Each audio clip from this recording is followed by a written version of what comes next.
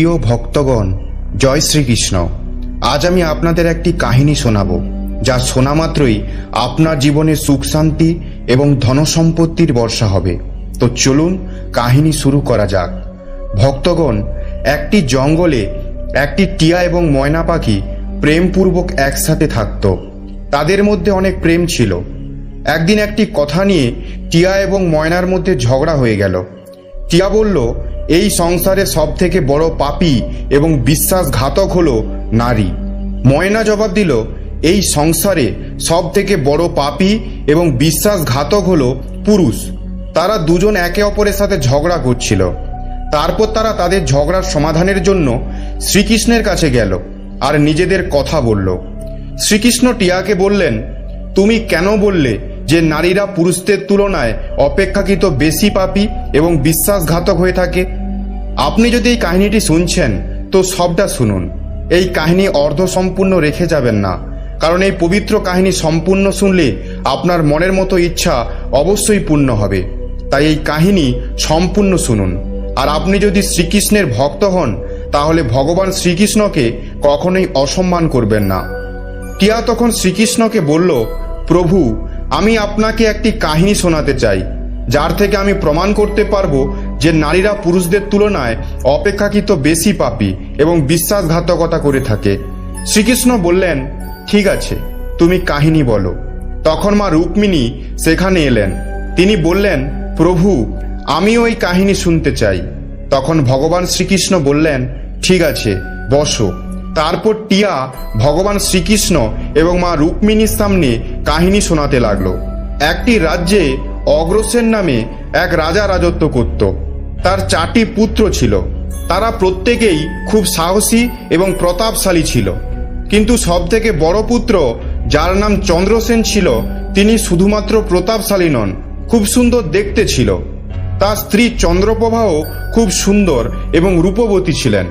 সে নিজের স্ত্রীর থেকে অন্য কাউকে বেশি সুন্দর ভাবত না। একদিন রাজা অগ্রসেন তার পুত্র চন্দ্রসেনের একটি কথায় রেগে গিয়ে তাকে রাজ্য থেকে বেরিয়ে যাওয়ার আদেশ দিলেন। রাজার এই আদেশ শুনে সবাই এই কথায় চিন্তিত হয়ে গেল। তারপর চন্দ্রসেন নিজের মহলে গেল এবং উদাস হয়ে গেল। চন্দ্রসেনকে উদাস দেখে তার স্ত্রী জিজ্ঞাসা করল, প্রাণনাথ, আপনি উদাস কেন? আপনি এত দুঃখী কেন? রাজকুমার হয়েও আপনি এত চিন্তিত কেন? তখন চন্দ্রসেন ভাবতে লাগলো, আমি অনেক খারাপ কাজ করেছি। আর সে তার নিজের সমস্ত কথা তার স্ত্রীকে বলল। সেই সময় তার স্ত্রী অজ্ঞান হয়ে গেল। তখন দাসীরা চন্দ্রপ্রভার ওপর গোলাপ জলে ছিটে দিল। তারপরে তার জ্ঞান ফিরল। জ্ঞান ফিরে চন্দ্রপ্রভা তার স্বামী চন্দ্রসেনকে বলল, আপনি আমাকে ছেড়ে অন্য প্রদেশে চলে যাবেন। আমি আপনাকে ছাড়া কিভাবে বাঁচব? আমিও আপনার সাথে যাব। এখন রাজকুমার চন্দ্রসেন বলল, তুমি আমার সাথে কিভাবে যাবে? কারণ অন্য প্রদেশে বিভিন্ন রকম সমস্যা হবে, আর তুমি নরম আর কোমল মনের, মহলে থাকা নারী, তুমি কিভাবে এই দুঃখ কষ্ট সহ্য করবে? তারপর রাজকুমার চন্দ্রসেনের কথা শুনে তার স্ত্রী চন্দ্রপ্রভা বলল, প্রিয়তম, যত দুঃখ অন্য প্রদেশে আসবে, আমরা একসাথে থাকলে তা সমস্ত সুখ বলে মনে হবে আমার।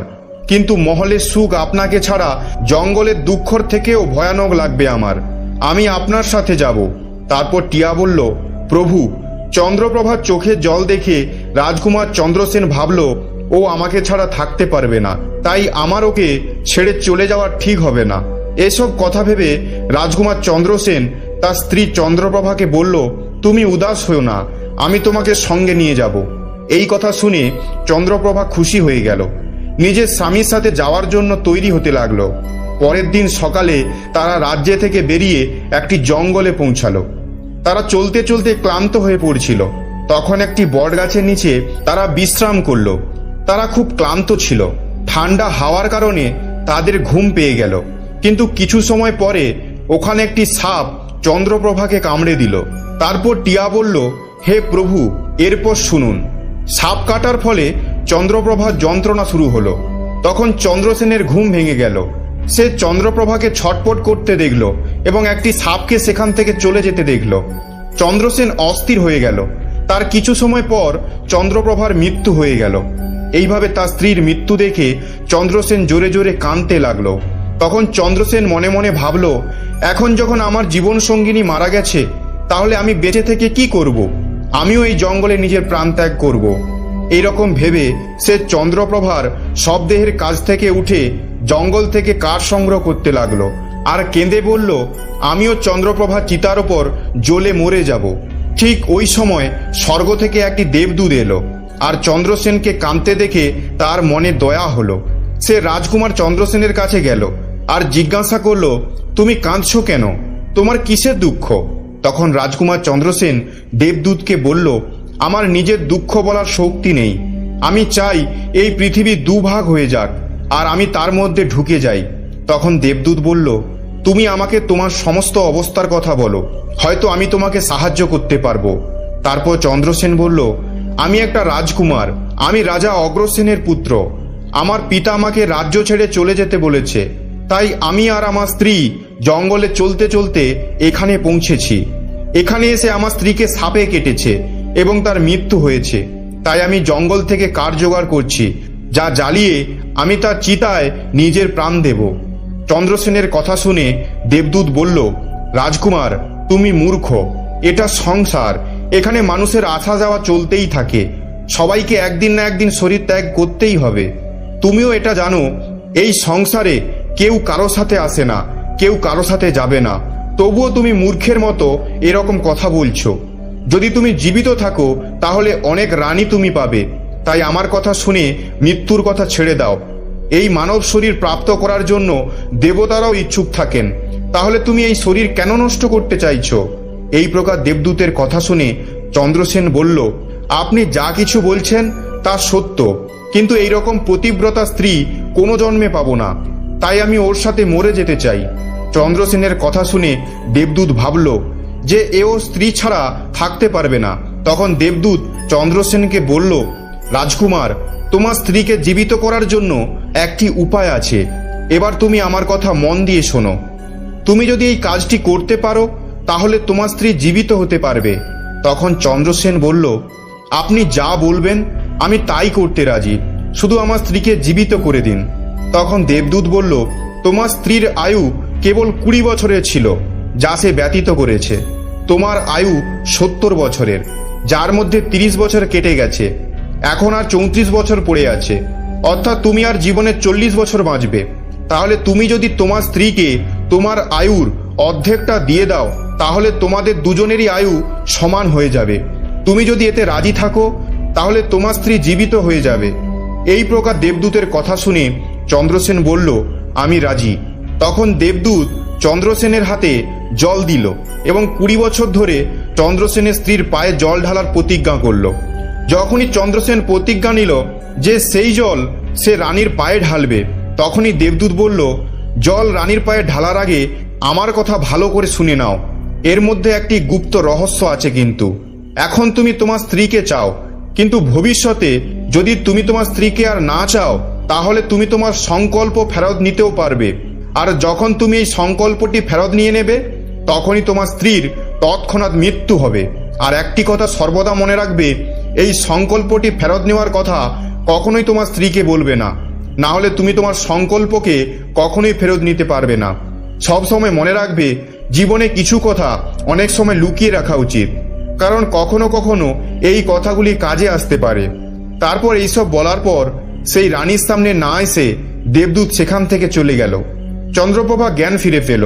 তখন চন্দ্রসেন তাকে বলল, তুমি ঘুমিয়ে পড়েছিলে আর খুব ক্লান্ত ছিলে, তাই আমি তোমাকে ঘুম থেকে ডাকিনি। এই প্রকার চন্দ্রসেন তার স্ত্রীর কাছ থেকে সব কথা লুকিয়ে গেল, যে তার স্ত্রীকে সাপে কেটেছিল আর সে মারা গিয়েছিল, আর তাকে জীবিত কিভাবে করলো। এসব কিছু রাজকুমার তার স্ত্রীর কাছ থেকে লুকিয়ে রেখেছিল। তখন এবার তারা দুজনে এগিয়ে গেল।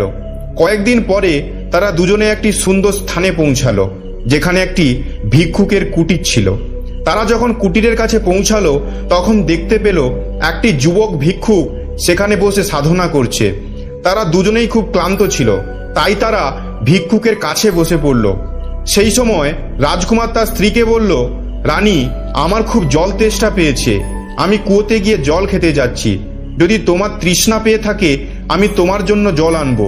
তখন রাজকুমারের কথা শুনে চন্দ্রপ্রভা বলল, আমার জল তৃষ্ণা পায়নি, আপনি জল খেয়ে নিন। এরপর চন্দ্রসেন জল খাওয়ার জন্য একটি লম্বা দড়ি নিয়ে কুয়োর দিকে গেল। যখন রাজকুমার জল খেতে গেল তখন রানী চন্দ্রপ্রভা সেই ভিক্ষুকের দিকে তাকালো। চন্দ্রপ্রভা ভিক্ষুকের সৌন্দর্য দেখে মোহিত হয়ে গেল, অর্থাৎ তার প্রেমে পড়ে গেল। তখন সে ভিক্ষুককে বলল, হে সাধু, আপনি এখানে খুব খুশিতেই থাকেন। ভিক্ষুক বলল, হ্যাঁ, তুমিও এখানে আমার সাথে থাকতে পারো, কিন্তু তোমার স্বামী তো তোমার সাথে আছে, তাহলে আমি কিভাবে তোমাকে আমার কাছে রাখবো? এরপর চন্দ্রপ্রভা ভিক্ষুকের সামনে তার প্রেমলীলা প্রকট করল। তখন ভিক্ষুক বলল, আমি একটা উপায় বলছি, যে তোমার স্বামী যে কুয়োতে জল খেতে গেছে সেই কুয়োতে তাকে ঠেলে ফেলে দাও, তারপর যা হবে দেখা যাবে। তখন ভিক্ষুকের কথা শুনে চন্দ্রপ্রভা বলল, ঠিক আছে, আমি এইরকমই করব। এরই মধ্যে রাজকুমার চন্দ্রসেন জল খেয়ে চন্দ্রপ্রভার কাছে এলো। তখন চন্দ্রপ্রভা বলল, এখন আমার জল তৃষ্ণা পাচ্ছে, আমাকে কুয়োর কাছে নিয়ে গিয়ে আমার তৃষ্ণা মেটাও। তখন রাজকুমার বলল, আমি তোমাকে আগেই জিজ্ঞাসা করেছিলাম, তখন তুমি বারণ করলে। ঠিক আছে, তোমার যদি সত্যি জল তৃষ্ণা পেয়ে থাকে আমি তোমার জন্য জল আনছি। চন্দ্রসেন জল আনতে গেল। তখন চন্দ্রপ্রভাও তার সাথে গেল। সে ভাবল, আমিও তোমার সাথে যাব। বেচারা চন্দ্রসেন তো তার প্রেমে পাগল ছিল। সে তো জানতো না যে তার স্ত্রী তার প্রাণ নেওয়ার জন্যই তার সাথে আসছে। যখন রাজকুমার চন্দ্রসেন জল ভরার জন্য কুয়োতে ঝুঁকল তখন রাজকুমারের স্ত্রী চন্দ্রপ্রভা তাকে ধাক্কা দিয়ে কুয়োতে ফেলে দিল, আর সে নিজে ভিক্ষুকের কাছে চলে গেল। ভিক্ষুক সেই রানীকে নিয়ে একটি রাজ্যে গিয়ে থাকতে শুরু করলো। এখানে দুজনেই খুশি খুশি থাকতে লাগলো। ভিক্ষুক চন্দ্রপ্রভাকে এমন নাচ গান শেখালো যে তার নৃত্য কলার জন্য সে বিখ্যাত হয়ে গেল। ধীরে ধীরে সেই রানী পুরো শহরে প্রসিদ্ধ হয়ে গেল। এইভাবেই চন্দ্রপ্রভার নৃত্যকলার দরুন ভিক্ষুক লক্ষ লক্ষ টাকা উপার্জন করলো। চন্দ্রপ্রভাও সেই ভিক্ষুকের সাথে খুশি খুশি থাকতে লাগলো।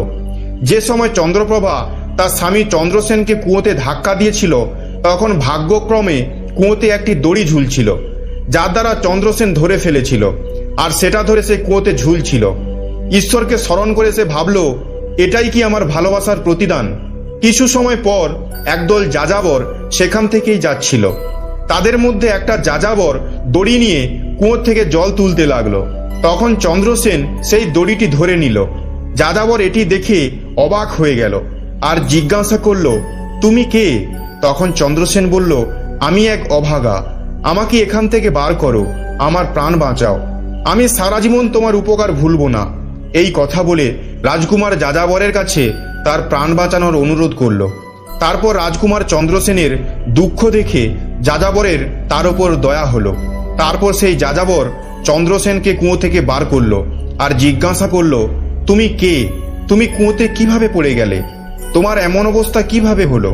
তখন চন্দ্রসেন বলল, ভাই, আমার অবস্থা কিভাবে তোমাকে বলবো? যা সমস্যা আমার সাথে হয়েছে তা যেন কারো সাথে এমন না হয়। তখন চন্দ্রসেন বলল, যদি তুমি জানতে চাও আমার সাথে কি হয়েছে তাহলে আমি আমার কাহিনী তোমাকে বলছি। আমি একজন রাজকুমার, আমার পিতা আমাকে রাজ্য থেকে বের করে দিয়েছে, তাই আমি আমার প্রিয় স্ত্রীর সাথে একটি জঙ্গলে পৌঁছে গিয়েছিলাম। আমি আমার স্ত্রী একে অপরকে খুব ভালোবাসতাম। জঙ্গলে একটি সাপে আমার স্ত্রীকে কেটেছিল, যার ফলে তার মৃত্যু হয়ে গিয়েছিল। আমি যখন আমার স্ত্রীর কারণে মৃত্যুবরণ করতে যাচ্ছিলাম তখন একটি দেবদূত আমার উপর দয়া করলো এবং আমার আয়ুর 20 বছর আমার স্ত্রীকে দেওয়ার পর তাকে পুনর্জীবিত করেছিল। তারপর আমরা সেই জঙ্গল থেকে এগিয়ে একটা স্থানে পৌঁছালাম যেখানে একটি ভিক্ষুকের কুঠির ছিল। আমার তৃষ্ণা পাচ্ছিল, আমি জল খেতে গেলাম। যখন আমি ফেরত এলাম তখন আমার স্ত্রী আমাকে বলল তারও জল তৃষ্ণা পেয়েছে, তাই আমার স্ত্রী আমার সাথে কুয়োতে জল খেতে এলো। আমি কুয়ো থেকে জল তুলছিলাম, তখনই ও আমাকে পিছন থেকে ধাক্কা দিল। কুয়োতে ঝুলতে থাকা একটি দড়ি ধরে নিয়েছিলাম, যার কারণে আমি কুয়োতে পড়ে যাইনি। আর যখন আপনি এখানে এলেন তখন আপনার থেকে সাহায্য চাইলাম, এরপর আপনি আমাকে কুয়ো থেকে বার করলেন। তারপর টিয়া বলল, প্রভু, এভাবেই রাজকুমার তার দুঃখের কথা সেই যাযাবরকে বলল। আর এরপর চন্দ্রসেন তার দুঃখের কথা বলে চুপ হয়ে গেল। অন্যদিকে যাযাবর রাজকুমারের কথা শুনে দুঃখী হয়ে বলল, তুমি চিন্তা করো না, ভগবান খুব দয়ালু, তিনি তোমাকে অবশ্যই সাহায্য করবে, আর তুমি যদি চাও তাহলে কিছুদিন আমাদের সাথে থাকতে পারো। রাজকুমার চন্দ্রসেন সেই যাযাবরদের সাথে থাকতে রাজি হয়ে গেল। তারপর তাদের সাহায্যে সে ওই রাজ্যে পৌঁছালো যেখানে তার স্ত্রী চন্দ্রপ্রভা ও সেই ভিক্ষুক থাকছিল। সেই রাজ্যকে দেখে চন্দ্রসেন যাযাবরদের বলল, আমার ইচ্ছা তোমরা কিছুদিন এই রাজ্যে থাকো। তখন যাযাবর বলল, ঠিক আছে, তুমি যেমন চাও, আমাদের কোনো অসুবিধা নেই। তারপর রাজকুমার চন্দ্রসেন যাযাবরের কাছে বিদায় নিয়ে সেই রাজ্যে এলো আর নিজের কাজের খোঁজে চারিদিক ঘুরতে লাগলো। কিছুদিন পরে রাজকুমারের কঠিন পরিশ্রম দেখে একটি ব্যবসায়ী তাকে কাজে রেখে দিল। এইভাবেই রাজকুমার চন্দ্রসেন সেই ব্যবসায়ীর কাছে থাকতে আরম্ভ করলো। সে খুবই পরিশ্রম করে তার কর্তব্য পালন করত। এইসব দেখে সেই ব্যবসায়ী চন্দ্রসেনকে অনেক সম্মান দিল আর তাকে তার হিসাব নিকাশের কাজে রেখে দিল। এইভাবেই রাজকুমার চন্দ্রসেনের দিন খুশি খুশি কাটতে লাগলো। অনেক দিন কেটে গেল। এবার একদিন এই রাজ্যের রাজার সামনে চন্দ্রপ্রভার নৃত্যের আয়োজন হলো। রাজা সেই রাজ্যের সমস্ত ব্যবসায়ীদের সেই নৃত্য দেখার জন্য আমন্ত্রণ করেছিল। চন্দ্রপ্রভার নৃত্য শুরু হওয়ার আগে রাজ্যের সমস্ত ব্যবসায়ীরা সেখানে পৌঁছে গেল। চন্দ্রসেনও সেই নৃত্যকারের অনেক প্রশংসা শুনেছিল। সেও ভাবল তারও এই নৃত্য দেখা উচিত। তাই সেও ব্যবসায়ীর সাথে রাজার দরবারে পৌঁছে গেল। চন্দ্রপ্রভা অপ্সরাদের মতো নৃত্য করল এবং খুব সুন্দর গান গাইল। তার গান শুনে মহলের সমস্ত লোক অবাক হয়ে গেল আর অনেকে তাকে উপহার দিল। এছাড়াও রাজাসহ প্রজারা তার অনেক প্রশংসা করল। রাজকুমার চন্দ্রসেন তার হাতের একটি হীরার আংটি চন্দ্রপ্রভাকে উপহার হিসাবে দিয়ে দিল।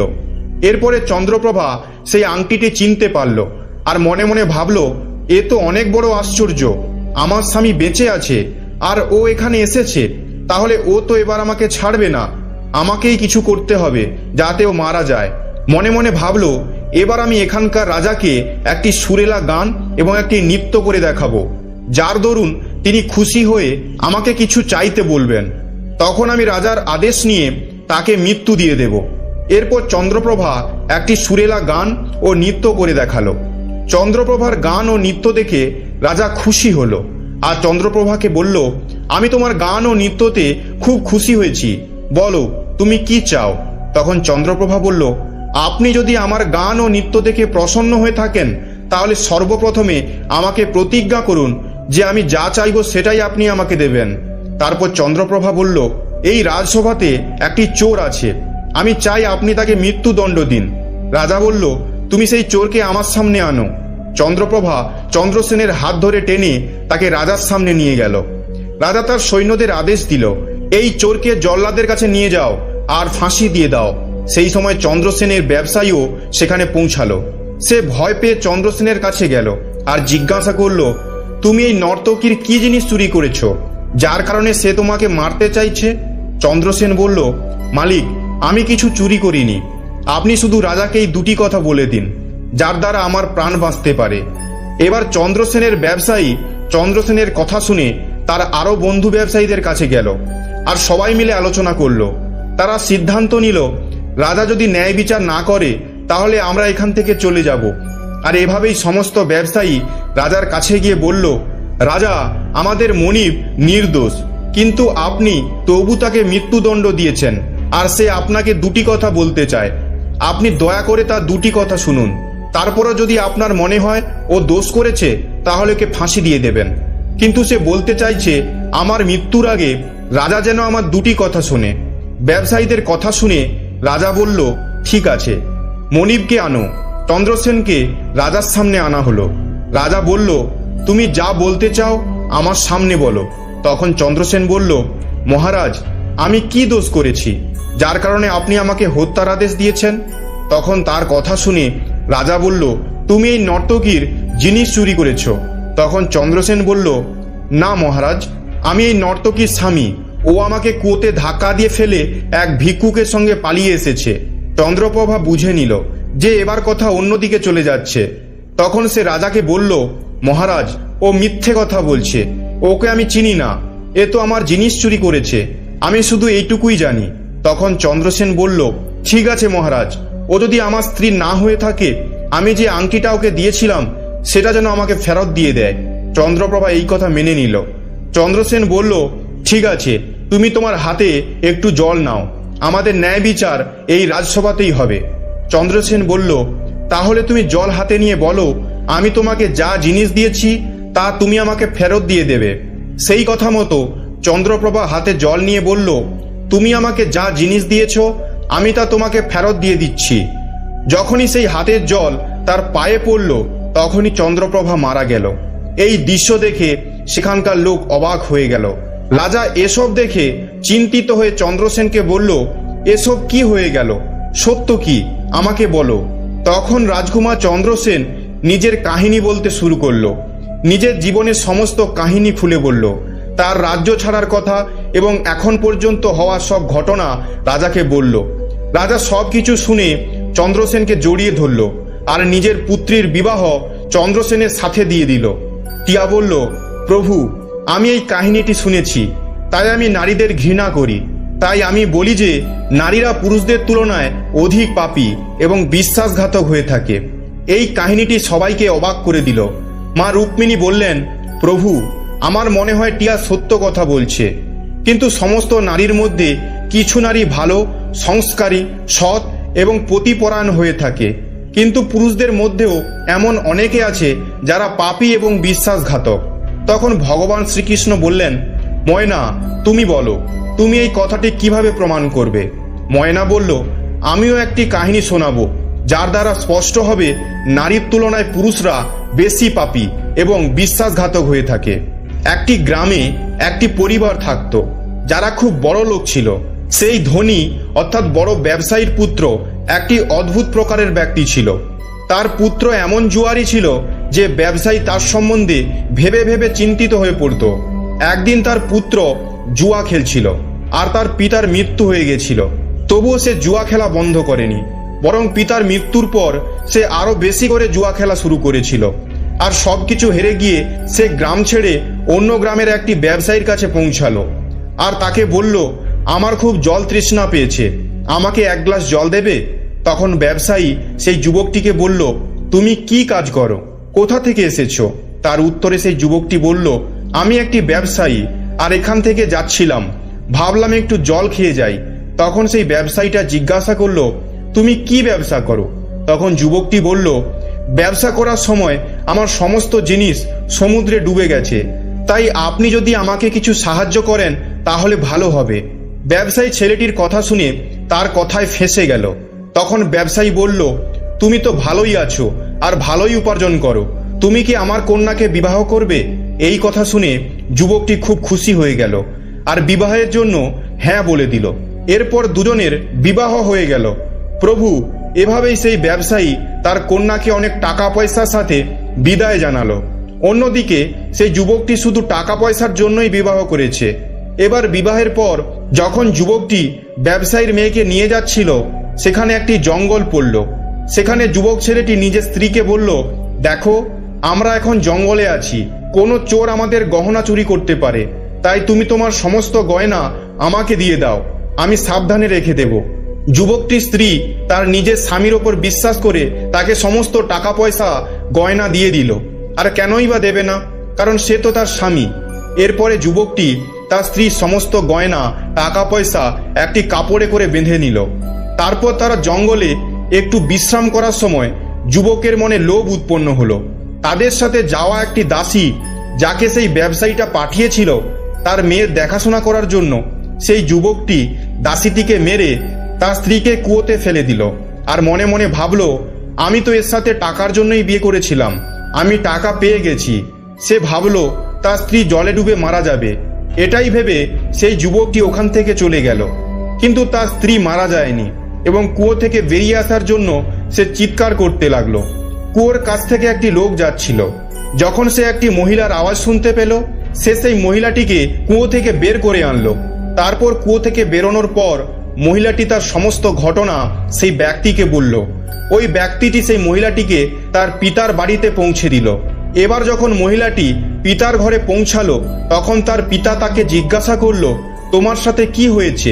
মহিলাটি বলল, বাবা, জঙ্গলে কিছু চোর আমাদের ওপর হামলা করেছিল আর দাসীকে মেরে দিয়েছে, আমাকে কুয়োতে ফেলে দিয়েছে, আর স্বামী কোথায় আছে কিছুই জানি না। তার কথা শুনে ব্যবসায়ী বলল, চিন্তা করো না, ভগবান সব ঠিক করে দেবে। ময়না বলল, প্রভু, এই দুনিয়াতে পুরুষই বিশ্বাসঘাতক এবং পাপী হয়ে থাকে। এবার আপনার হাতে ন্যায়ের বিচার আছে।